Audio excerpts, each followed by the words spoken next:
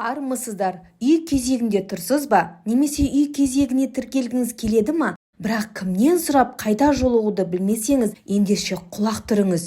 Қолыңыздағы телефонды алып, үйден шықпай-ақ тіркелу жолын көрсететін боламын. Міндетті түрде тіркеліп кетіңіз, досыңызбен бөлісіңіз. Үй кезегінде кімдер өтініш бере алады? Және оны қалай береміз? Ұлы отан соғыс қатысушылары, мүгедектері, ата-аналар, қамқорлығынсыз қалған балалар, алтын алқа, күміс алқа, батыр даңқы бар аналар, толық емес отбасылар, жалғыз баспанасы бар бола тұра апаттық жағдайда болса, мемлекеттік қызметкер, әскери қызметкерлер және де бюджеттік ұйым қызметкерлері тұра алады.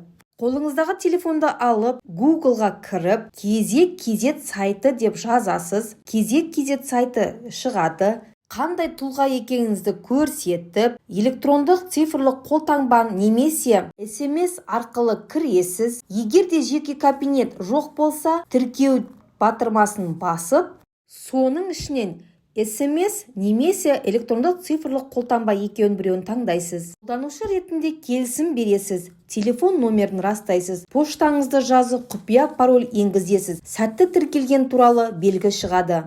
Жеке кабинетіңізге кіресіз, телефон номеріңізді GSM номеріңізді енгізіп, сізге SMS код келеді. Жеке кабинетіңізге кіргеннен кейін шаңырақ нұсқамасын басасыз. Кезекке қою сервисіне өтесіз. Бұл жерде толық ақпараттар көрсетілген, танысып, сол бойынша өтініш бересіздер. Сол жағында менің өтінішім нұсқамасын басасыз. Содан кейін астыңғы бөлігінде өтініш қалдыру немесе кезекті ауыстыру нұсқамасы болады. Өтініш беруді таңдайсыз. Кімге беретініңізді көрсетесіз.